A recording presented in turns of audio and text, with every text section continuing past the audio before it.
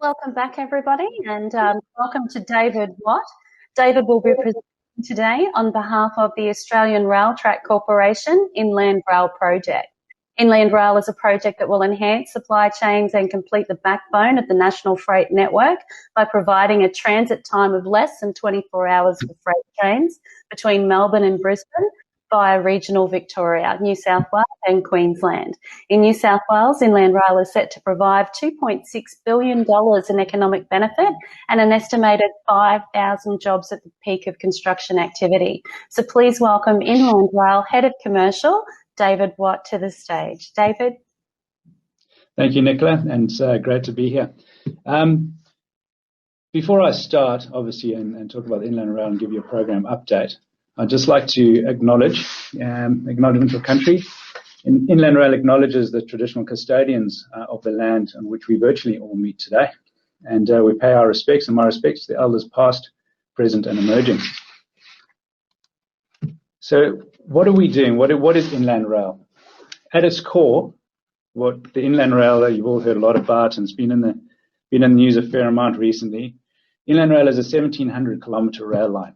It's providing a fast freight backbone between Brisbane and Melbourne, and it's connecting the East-West Trans-Australia line and many other regional lines in this country, as you can see on the slide on your screen.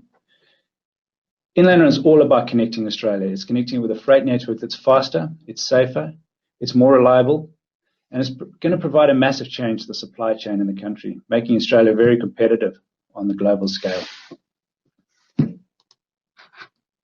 So not only does Inland Rail change this rail-to-road ratio, as you can see in the diagrams, the charts here, Inland Rail is making roads safer. It's reducing congestion. It's also connecting the regions and the communities to major gateways. We're linking regional producers and consumers, and we've got the potential to deliver both long and short-term economic opportunities. And the next slide here, connecting New South Wales to regional Australian communities, both on and off the alignment. The new supply chains created by Inland Rail will stretch well beyond the tracks that we're building. That are connecting Melbourne and Brisbane. And the map that we've got here actually demonstrates the country lines that will be linked to Inland Rail, in turn providing the regional businesses and farmers with new opportunities for export and growth. Inland Rail has been through a long journey so far, but our current state of play is that you all have heard in the news that we've just recently been given an extra $5.5 billion by the Australian government. This additional investment is going to bring substantial additional benefits to the project, to the program. We can enable us to deliver the project to its fullest potential, with the design now including an extra 4,500 additional culverts. We've got 9 additional viaducts, an additional 6.8 kilometres of bridges. There's 10 extra grade separations. Safety is a top priority there, and approximately 450 kilometres of additional fencing.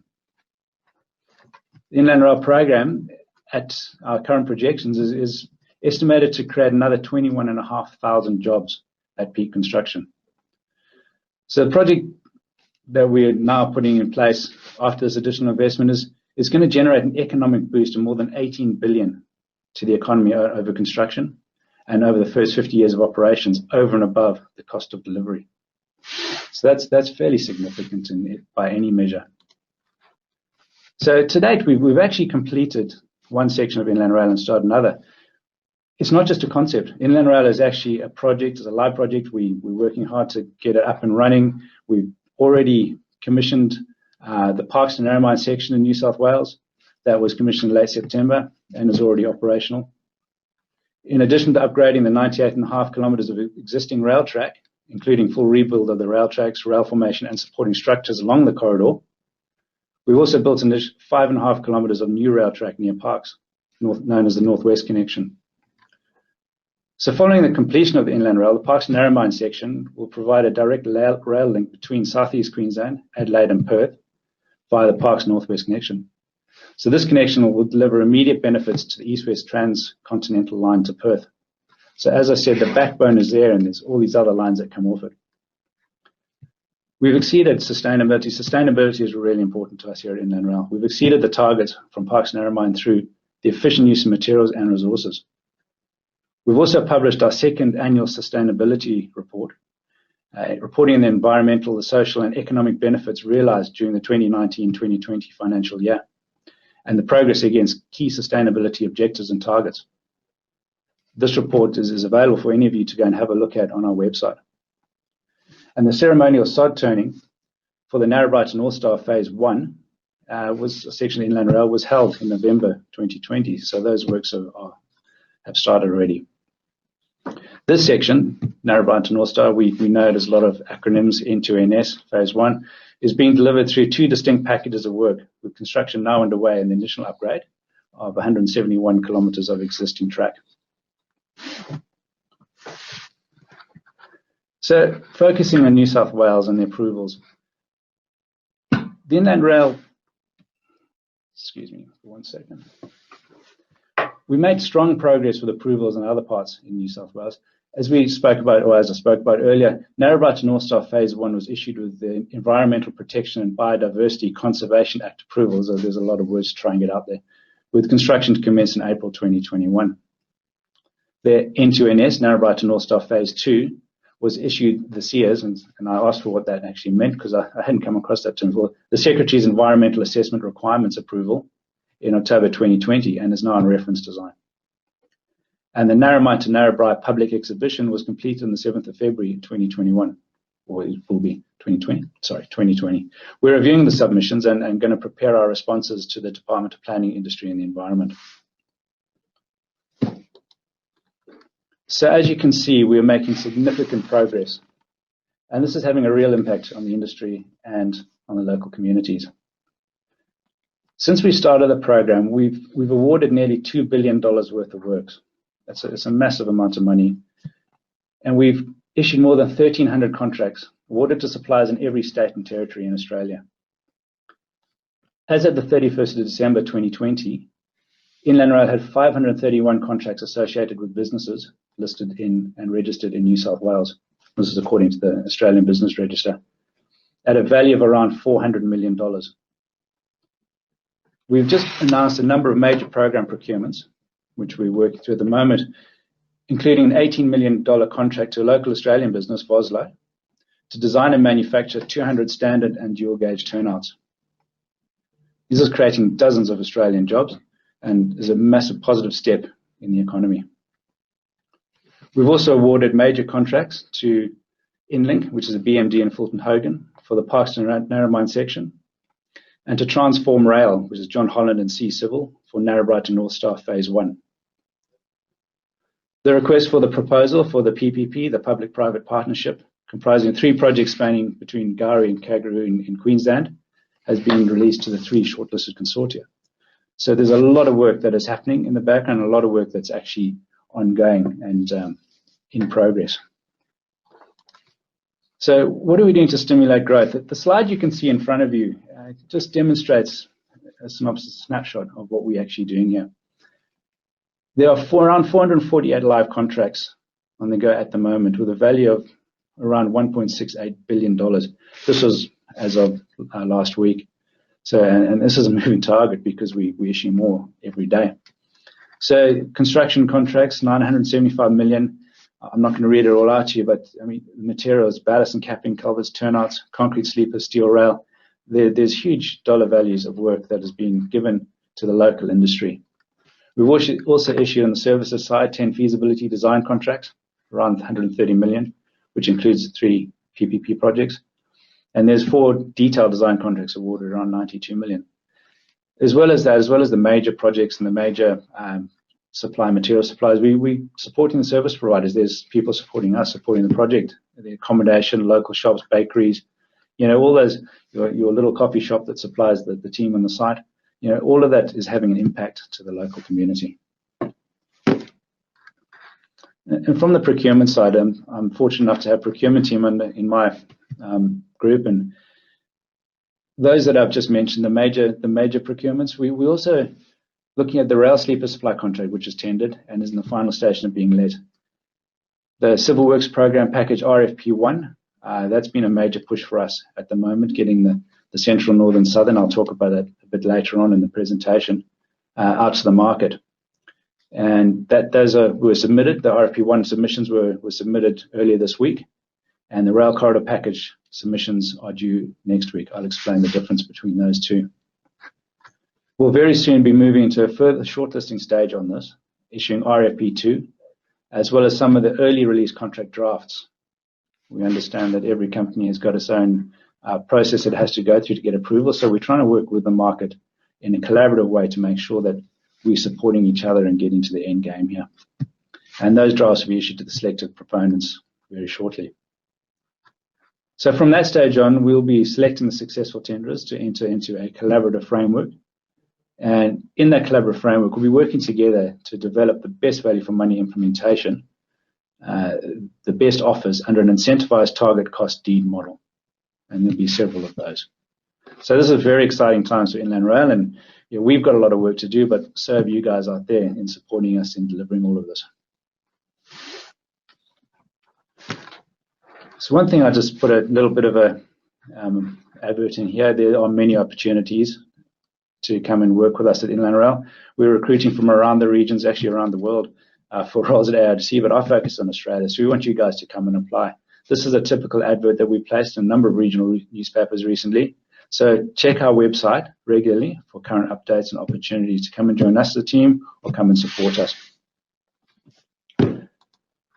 So I spoke about the delivery strategy. I spoke about the RFPs and what we currently got at the moment. And I'll talk about how we got to this. So to us, we've listened to industry. Industry has spoken about the fact that risk apportionment is been pretty inequitable in the past. And we recognize that to deliver a program of this size, magnitude, and overall length, 1,700 kilometers over the east coast of Australia, we need to collaborate with industry. Working together is the only way we can do this. So over the last few years, there's been increased demand and market concentration, which has caused concern. There's massive concern how we can get all this out there. So this is why last year we released our revised delivery strategy. So this is aimed to create and to enable industry input into the development and delivery of the program. It's not us telling you how to do it. It's you, the experts, helping us spend our money, our taxpayer money, in delivering this massive groundbreaking program for the country. So we're acknowledging the expertise, the experience, and the industry and the insights, that industry can bring. And we know that the greater and earlier involvement from contractors will lead to improved outcomes to all. So in saying that, we transformed our delivery strategy. We went away from the lump sum, hard dollar delivery, and we moved towards a more transformative, a more collaborative environment. Not only does this delivery strategy enable greater collaboration, it also provides a more flexible, scalable approach to procurement. So we've reduced the size and complexity of procurements to take some strain off and to reduce the market fatigue, whilst also aiming to minimize bid cost exposure and ensure that industry can access resources in a saturated market. There's a lot of work out there, but we want you to come work with us. So by enabling early involvement through a collaboratively focused procurement model, we can optimize the efficiencies of scale and we can accelerate our tendering process, giving industry a certainty of award. So the new packaging approach will provide industry with a more opportunity. Our program approach also helps to provide certainty to industry around future supply and subcontract opportunities. This will enable companies like yours sufficient time to gear up for Inland Rail. In fact, we're already well advanced in our RFP process and getting some of our major works packages out there. So what does this look like? The Civil Works program, as I mentioned earlier, the central, northern, and southern areas, as you can see on the slide in front of you now, hopefully, the Civil Works, and then there's a rail corridor package. The Civil Works programs are currently in RFP. This is both Civil Works and a rail corridor, sorry. The Civil Works has been designed to be flexible. It's designed to provide scalable, more manageable project sizes, and it's aligned to the market project values with these to industry and providing more opportunity for broader industry involvement. We're not just giving a massive $1.6 billion or whatever, or huge $1 billion project to someone out there. We're actually splitting it up so the industry can react to it, and it's not just something that throws all that risk questioning into your decisions. So the works program has been geographically aligned to southern, central, northern programs of work. Both the southern and central programs fall within New South Wales, presenting a lot of opportunity for you.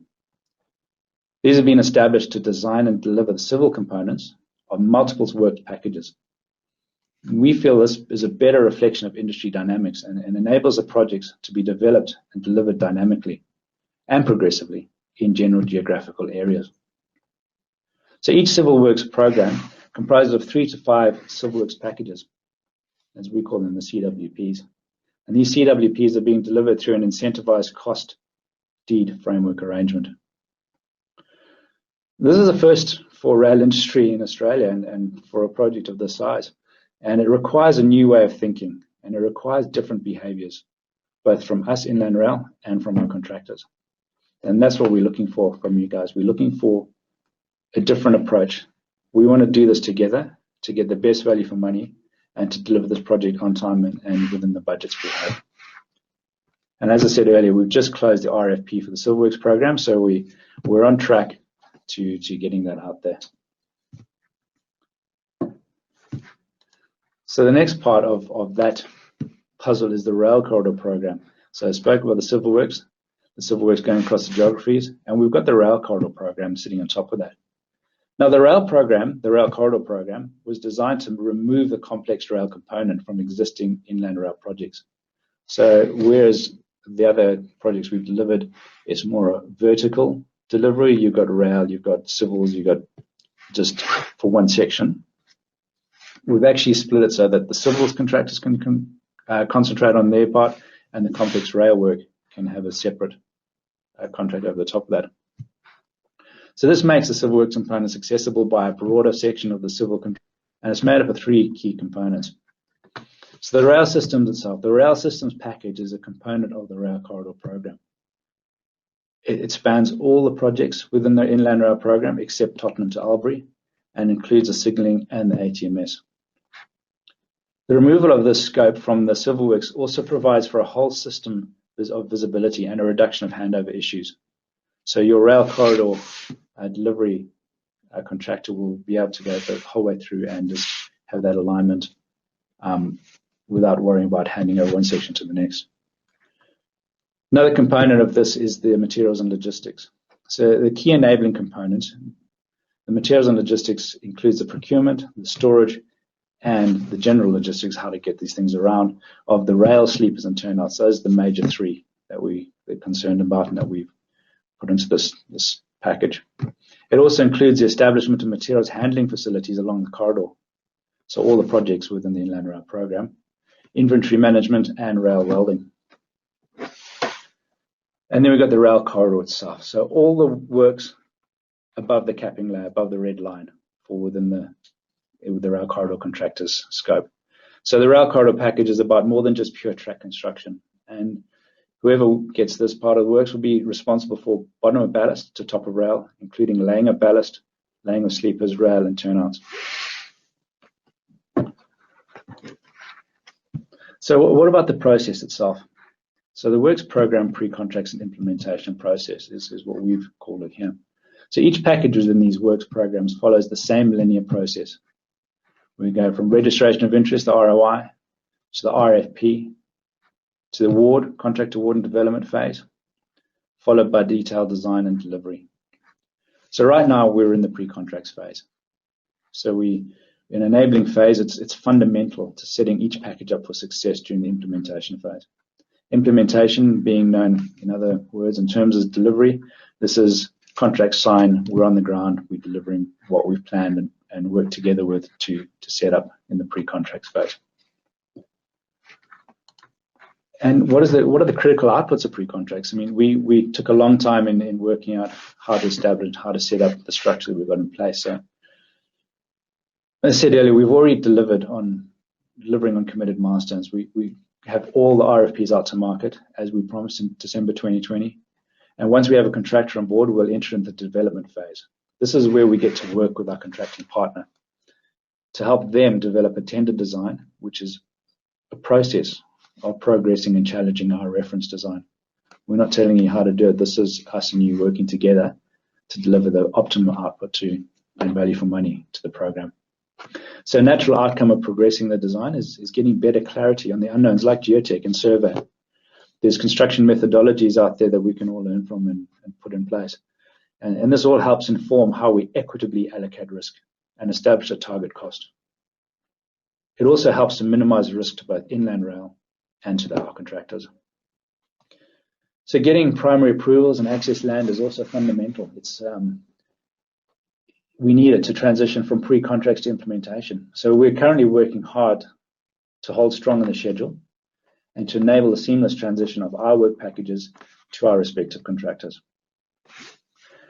And finally, on this phase of it, without the acceptance from and participation of our stakeholders, we risk all of this. The team here at Inland Rail has worked incredibly hard and done a great job to date in establishing our social license in local communities and improving our credibility more broadly on a national scale. Social license is not just a set and forget. For us, it's critical to our success. It's why we're here. We take it very seriously. Throughout the pre-contract phase, through to implementation operations, we talk about this all the time and we act on it.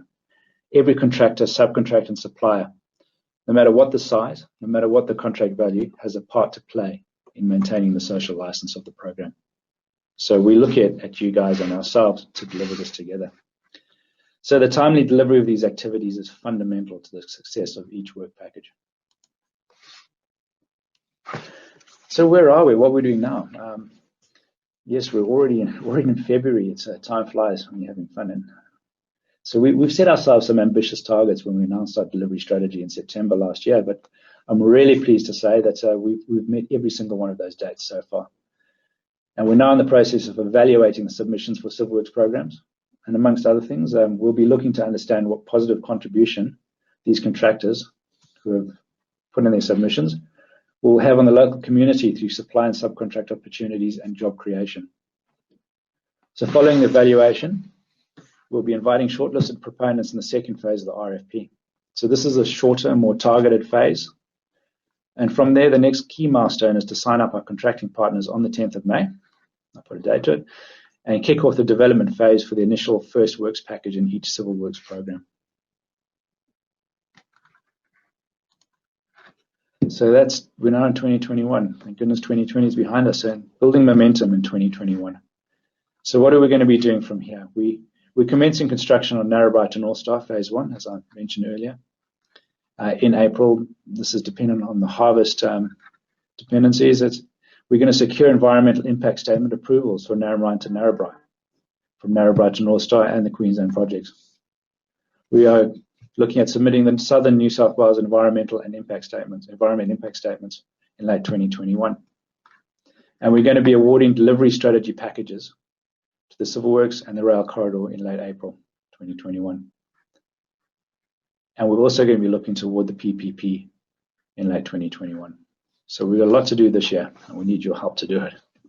So how do you do business with Inland Rail? Just register. Website's up there, inlandrail.com.au opportunities. Have a look on our website. There's many, many ways to get involved. So doing business with us page, it contains all the information you need to keep informed about existing and upcoming supply opportunities. Ensure you register on Tenderlink as well as on ICN Gateway. And of course, later on today, Jason Mantan from Inland Rail will be doing a presentation in the breakout room. That's at 11:45. Don't miss it. And last but definitely not least, probity. Probity is really important to us.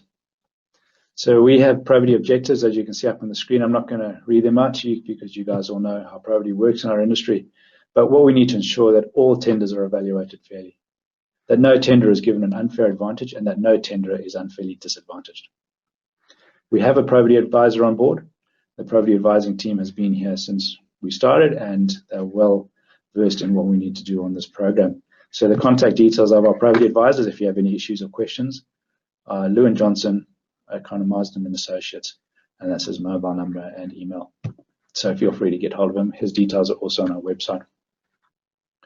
So that is all that I have for you today, and thank you very much for your time, and look forward to coming back sometime soon. Thank you. Thank you, David. Stay with me for a moment.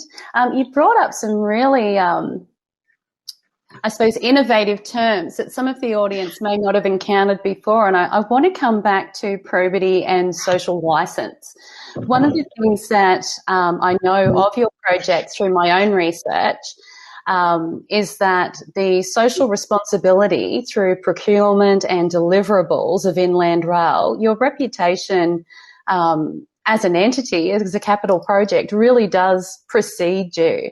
So congratulations for that. And I think for the audience and for those in the supply chain watching today that want to register and engage with Inland Rail, it was so valuable for me to hear what kind of weight you place on their social licence and responsibility and sustainable work practices. Could you expand on that a little bit for me?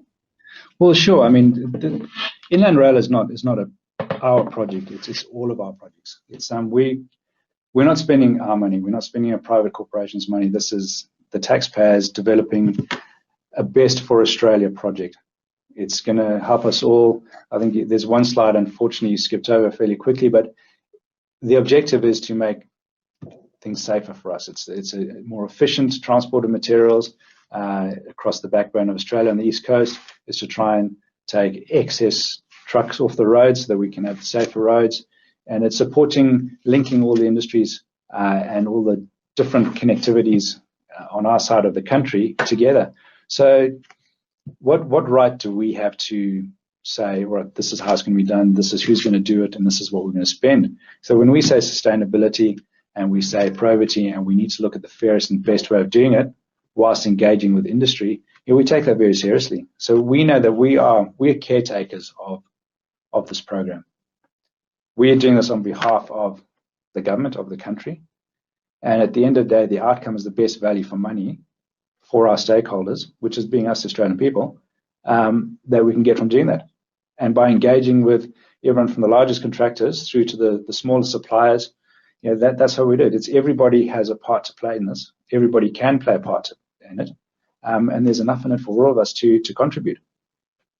Just further on that, on the delivery strategy that we got to, probably haven't said it as much in this presentation as we do in others, but collaboration. Collaboration is the key for us.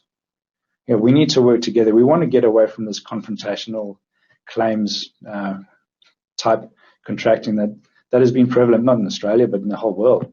There's enough benefit in this program for everybody to get a fair share, to get a fair and equitable outcome, and to deliver something which is a groundbreaking, massive infrastructure development for us all.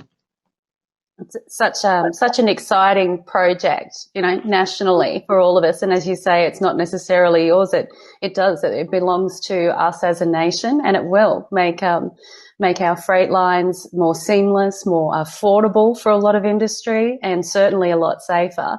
And that social license, as you're coming through these communities and establishing this network, the project has such a wonderful reputation, and I do hope that some of our audience members will have an opportunity to be part of this exciting undertaking in the year and years to come. Yes, thank you absolutely. so much, David. No, thank you so much for joining us today. Thank you.